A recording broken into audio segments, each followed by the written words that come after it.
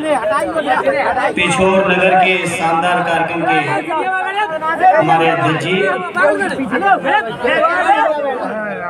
इस कार्यक्रम के आयोजक और जिनके संघर्ष में हम सभी लोग मध्य प्रदेश ही नहीं, उत्तर प्रदेश से लेके तमाम इलाकों के लोग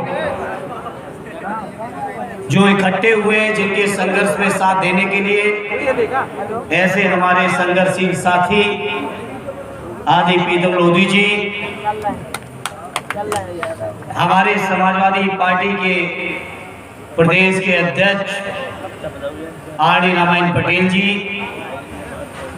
हमारे साथ उत्तर प्रदेश विधानसभा के सदस्य श्री ब्रजेश कठेरिया जी, डॉक्टर मुकेश वर्मा जी, सचिन यादव जी, सर्वेश जी, इस मंच पर उपस्थित भले ही कांग्रेस के सदस्य हो, पार्टी के नेता हो, लेकिन चूंकि उनकी बुनियाद समाजवादी रही है तो वही समाजवादी तेवर आज भी जिंदा रखने वाले हमारे साथी भाई दामोदर जी, हमारे मंचासीन पार्टी के पूर्व प्रदेश अध्यक्ष आदरणीय अशोक जी, भाई एस भारती जी, विजयवीर जी, गतिवाहन जी, आरडी जयपाल एडवोकेट जो हमारे प्रत्याशी रहे चंदेरी से और पार्टी के लोहिया वाहिनी के अध्यक्ष भी रहे, भाई जयपाल सिंह जी सहित सभी, मनोज जी से लेके और सभी इस मंच पर उपस्थित मेरे पार्टी के और भाई गीतम लोधी जी के सभी सहयोगी और उपस्थित सभा में मेरे सम्मानित बुजुर्गों, नौजवान साथियों, पत्रकार मित्रों, आज के इस मौके पर मैं समाजवादी पार्टी और अपनी पार्टी के अध्यक्ष आदरणीय अखिलेश यादव जी की ओर से भाई गीतम लोधी जी के इस संघर्ष का सहयोग और समर्थन करने आया हूं आपके बीच। ये सही है, दामोदर जी कह रहे थे कि बड़ा हिम्मत का काम किया है।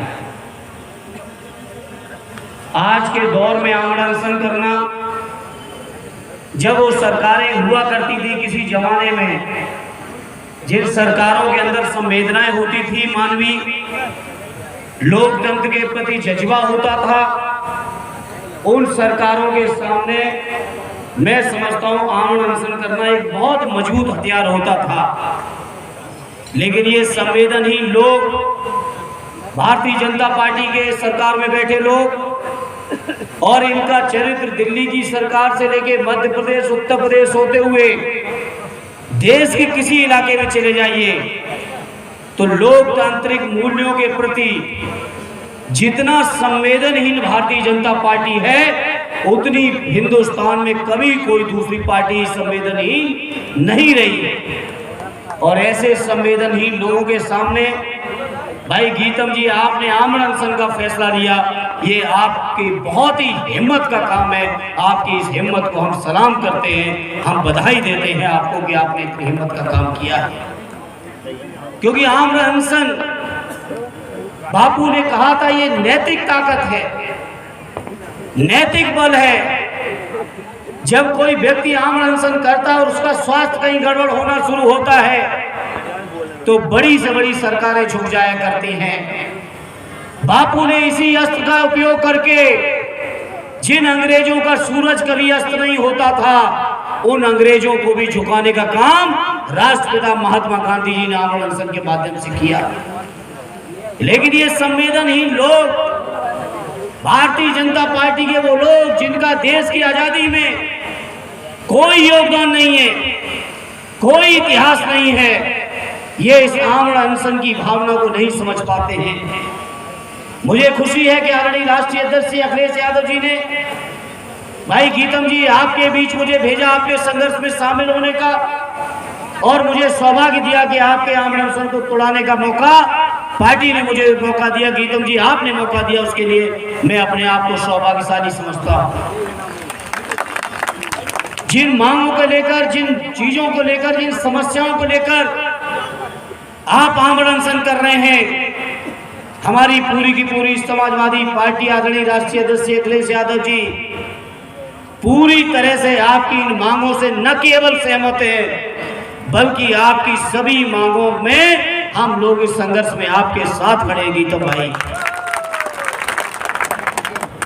जहां तक आज इस मौके पर बहुत महत्वपूर्ण बिंदु उठाए, मुझे एहसास नहीं था, मुझे महसूस होता था कि मंडल आयोग की सिफारिश लागू होने के बाद पूरे हिंदुस्तान की सरकारी सेवाओं में, शिक्षा में, चुनाव की व्यवस्थाओं में 27% आरक्षण मिल गया होगा। लेकिन बाहर है मेरे मध्य प्रदेश के शासकों, इतने दिनों से देश में मंडल आयोग की सिफारिश लागू है, लेकिन आपने 27 की जगह अभी 14 पर ही रोक के रखा है। हम आपसे वादा करते हैं, समाजवादी पार्टी इस मांग को बहुत मजबूती के साथ आपके और आपके पूरे उत्तर मध्य प्रदेश के लोगों के बीच जब तक अपने पिछड़े भाइयों को न्याय नहीं दिला लेंगे, तब तक आपके साथ मजबूती के साथ संघर्ष करने का काम करेंगे। ये हम पार्टी की ओर से आपको भरोसा दिलाते हैं। भाई दामोदर जी, आपने सही सवाल उठाए कुछ और शिकायत की, और शिकायत भी अपनों से होती है। और दामोदर जी, आपकी शिकायत को दूर करते हुए आज मैं इस मंच से कह के जा रहा हूं, समाजवादी पार्टी के राष्ट्रीय अध्यक्ष माननीय अखिलेश यादव जी की नजर मध्य प्रदेश के उन गरीबों, किसानों, नौजवानों, पिछड़ों पर, उन बेरोजगारों पर जिनके साथ लगातार अन्याय अत्याचार किया है। ज्यादा मौका तो भारतीय जनता पार्टी के लोगों को मिला है, थोड़ा बहुत आपके भी दल को मिला है, लेकिन न्याय उन्होंने भी नहीं दिया है। इस अन्याय के खिलाफ समाजवादी पार्टी एक मजबूत लड़ाई मध्य प्रदेश में लड़ेगी। ये मैं मध्य प्रदेश के लोगों आपके बीच कहने आया हूं। मध्य प्रदेश के लोगों, ये जातिगत जनगणना जिसके आप मुद्दा उठा रहे हैं भाई गीतम जी, इस मुद्दे का समाधान 2011 में हो गया होता। मैं 15 साल लोकसभा के अंदर रहा, मैंने लोकसभा में कभी भी इतनी आम सहमति कभी नहीं देखी जितनी 2011 में जाति जनगणना के नाम पर थी। पूरे देश के सभी दल एक थे और सभी की राय थी कि जाति जनगणना होनी चाहिए, लेकिन उस समय कांग्रेस पार्टी के गृह मंत्री पी चिदम्बरम साहब ने उस जाति जनगणना को रोकने का काम किया। मुझे 2019 तक लोकसभा में रहने का सौभाग्य मिला। मध्य प्रदेश के लोगों लगातार इस समाज को उठाते रहे जो गीतम भाई उठा रहे हैं। भारतीय जनता पार्टी वाले भी आश्वासन देते रहे और आश्वासन देते देते पिछड़ों को, दलितों को, माइनॉरिटी के लोगों को, आदिवासियों को धोखा देते रहे। लगातार समाजवादियों की मांग रही। आदरणीय नेताजी आज हमारे बीच नहीं है। आदरणीय नेताजी ने सैकड़ों बार देश की संसद में समाज को मजबूती के साथ उठाने का काम किया था कि देश के पिछड़ों की गणना होनी चाहिए, पिछड़ों को हक मिलना चाहिए, न्याय मिलना चाहिए, भागीदारी मिलना चाहिए। समाज के हर वर्ग के लोगों को समानता का मौका मिलना चाहिए।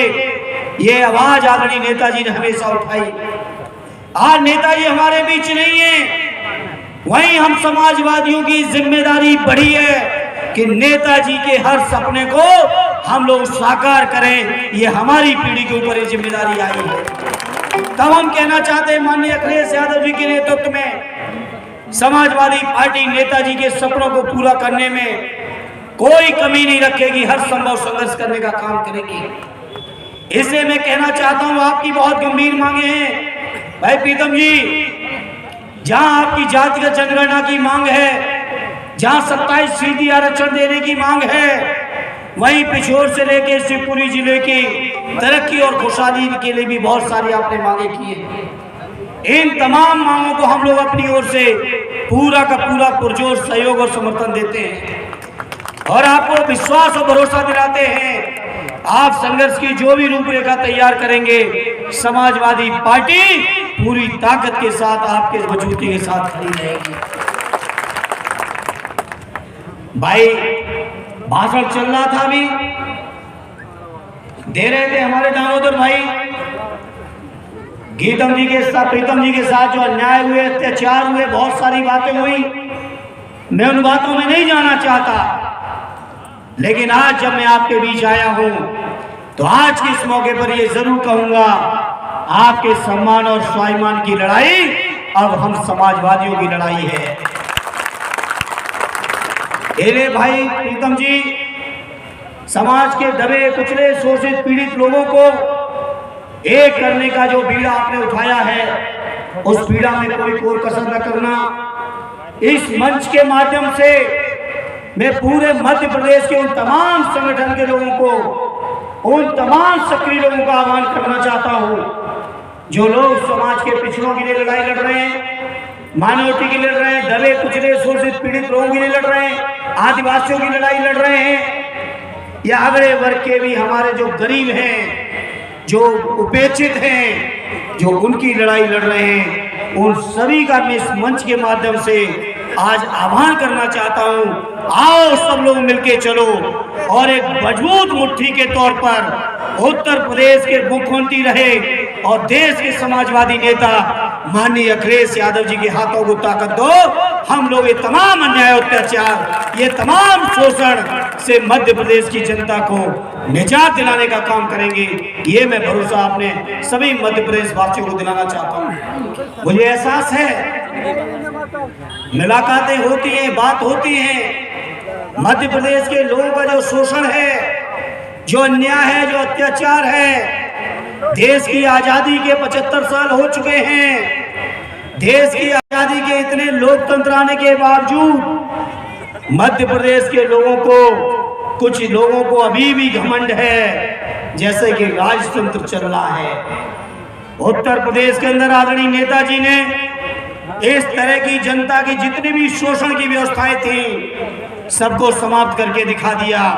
अब मध्य प्रदेश में भी समाजवादी लोग इस तरह के अन्याय, अत्याचार और शोषण जो हमारे दबे कुचले शोषित पीड़ित किसानों, मजदूरों पर हो रहे हैं, पिछड़ों पर हो रहे हैं, आदिवासियों पर हो रहे हैं, दलितों पर, मुसलमान भाइयों पर हो रहे हैं, बेरोजगार छात्रों पर हो रहे हैं, गरीब माताओं बहनों पर हो रहे हैं, मजदूरों पर हो रहे हैं। इन तमाम अन्याय और अत्याचार के खिलाफ आप सबसे प्रार्थना और अपील करता हूं, आइए अखिलेश यादव जी के हाथों को मजबूत करिए और अखिलेश जी के नेतृत्व में मध्य प्रदेश की जनता की न्याय और सम्मान की लड़ाई समाजवादी पार्टी मजबूती के साथ लड़ेगी। ये हम मध्य प्रदेश के लोगों आपके बीच कहने आया हूं। मुझे उम्मीद है जहां भाई प्रीतम जी जैसे लोगों का सहयोग मिल रहा है, समर्थन मिल रहा है, भाई दामोदर जी जैसे लोग जो भले ही दूसरे पार्टी के अपनी सीमाओं में हो, लेकिन कम से कम मुद्दों पर मजबूती के साथ खड़े दिखाई दे रहे हैं। भाई दामोदर जी, मेरी कोई ये नियत नहीं थी आपको टोकने की कि कांग्रेस के लोगों से नहीं करा पाऊंगा। मैं स्पष्ट करना चाहता हूं, मैंने अपनी आंखों से देखा जब लोकसभा में पूरे देश के एक एक सांसद, एक एक दल मांग कर रहे थे कि 2011 में जाति जनगणना करो, तो उस समय के गृह मंत्री जी चिदम्बरम साहब ने कह दिया कि बायोमेट्रिक तरीके से पिछड़ों की जाति जनगणना होगी। बताओ, सबकी जाति जनगणना अलग हो जाएगी, अगर पिछड़ों ने मांग कर ली तो उसके लिए बायोमेट्रिक होगा। पेड़ पौधे गिनोगे, पशु पक्षी गिनोगे, चीते गिनोगे, लेकिन जब हमारे पिछड़ों की बात आएगी तो कहोगे कि बायोमेट्रिक से होना है, आंखों की पुतली से होना है, आंखों की पुतली से होगा, फिंगरप्रिंट लगाए जाएंगे, जैसे कि हमारे पिछड़े वर्ग के लोग कहीं और से आए हो जो उनको वेरिफिकेशन देने की अतिरिक्त जरूरत पड़ जाए। इसलिए मैंने आपके भाषण में टोका, जिस दल में आप रह रहे हैं स्वाभाविक है दल के नाते आपको निष्ठा के साथ काम करना चाहिए, लेकिन उस दल की निष्ठा पिछड़ों के साथ नहीं है। ये मंच पे कहने में मुझे संतोष नहीं। क्या हुआ मध्य प्रदेश में? भाजपा कांग्रेस ने राज किया है 75 साल, और बताओ पिछड़ों को न्याय देने के लिए कोई आगे बढ़ाओ, दलितों को न्याय देने के लिए कोई आगे बढ़ाओ, हमारे आदिवासी भाइयों को न्याय देने के लिए कोई आगे बढ़ाओ। कोई नहीं बढ़ा। जब मंडल आयोग की सिफारिश आई थी तो उस समय की दिल्ली की सरकार, कांग्रेस और भारतीय जनता पार्टी के लोगों ने समर्थन खींच के भी गिराने का काम बीजेपी के लोगों ने किया था। कांग्रेस के लोग भी विरोध कर रहे थे। तो चूंकि ये पिछड़ों की मांग विशेष रूप से प्रीतम भाई ने की है, इसलिए मैं इस मौके पर इन बातों को जरूर रखना चाहता था। इसलिए इस मौके पर आज आपने मुझे मौका दिया, बुलाया, मुझे आने का सौभाग्य दिया। भाई प्रीतम जी जैसे संघर्षशील साथी को के आमरण अनशन को तोड़वाने का मुझे सौभाग्य मिला, हमारे साथी विधायकों को मिला। उसके लिए मैं प्रीतम जी और मध्य प्रदेश की जनता का हृदय से आभार व्यक्त करता हूँ और एक बार पुनः आपके प्रति अपनी सद्भावनाएं, शुभकामनाएं देते हुए और आपको ये भरोसा दिलाते हुए कि आपके हर संघर्ष में हम लोग साथ हैं, आपकी मांग में समाजवादी पार्टी साथ है, आपके संघर्ष के जो भी रूपरेखा होगी उसमें हम लोग साथ देंगे। एक वादा हम आप सबसे चाहते हैं, इस बार एक ऐसी मजबूत ताकत बना लो आने वाले चुनाव में कि आपको किसी के सामने हाथ फैलाने की जरूरत न पड़े, बल्कि अपने हाथों की कलम में इतनी ताकत ले लो कि अपने भाग्य का फैसला अपने आप लिख लो। इतनी बड़ी ताकत के साथ खड़े हो जाओ मेरे पिछले भाइयों, और नहीं होगे तो हाथ फैलाते रहोगे। प्रीतम जी भाई जैसे लोग संघर्ष करते रहेंगे, आमरण अनशन होते रहेंगे, लेकिन ये गूंगे बहरे लोग, इनके ऊपर असर नहीं पड़ेगा। एक ही रास्ता है लोकतंत्र में कि लोकतंत्र में अपने वोट की ताकत को पहचानो। स्वर्गीय जनेश्वर मिश्रा जी कहते थे कि जब एक हाथ में उंगली लगती है तो देश का सिंहासन भी कौन बैठेगा, ये आम गांव का किसान मजदूर तय करता है। तो अपनी उस ताकत को केवल पहचानो, और आपकी ताकत है, केवल आपस में बंटने की जरूरत नहीं है। केवल एक बने रहो, एक दूसरे के सहयोगी बने रहो, तो आपका कोई बाल वाका नहीं कर पाएगा। आप खुद अपने हाथों से, अपनी कलम से अपनी तकदीर लिखोगे। बस यही हमारी अपील है, और एक ही रास्ता है, वो रास्ता समाजवादियों का रास्ता है। दूसरा कोई रास्ता देश में बचा नहीं है। बहुत अनिवार्य 75 साल। इसलिए आपको उससे अपील करूंगा, आने वाले चुनाव में समाजवादियों को अपना लेना, और समाजवादियों को जो अपनाओगे तो आपकी अपनी कलम होगी, आपके अपने अधिकार होंगे, आपकी अपनी ताकत होगी। किसी के सामने हाथ फैलाने की जरूरत आपको नहीं पड़ेगी।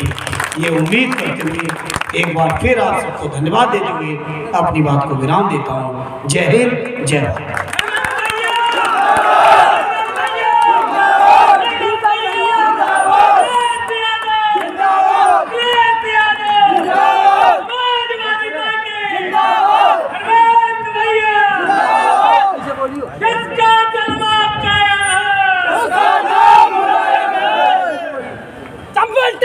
बहुत शानदार, प्रीतम भैया जिंदाबाद, चंबल टाइगर जिंदाबाद। भैया जी का ये मार्गदर्शन सदैव हमें प्रेरित करता रहेगा। आदरणीय प्रीतम भाई साहब जी के अनुरोध से, और प्रीतम भैया जिंदाबाद। हम सबके बीच 1 मिनट का उद्बोधन आदरणीय दीदी ज्योति रोधी जी का, उसके बाद प्रीतम भाई साहब जी आप सबका धन्यवाद आभार करेंगे। जोरदार तालियों का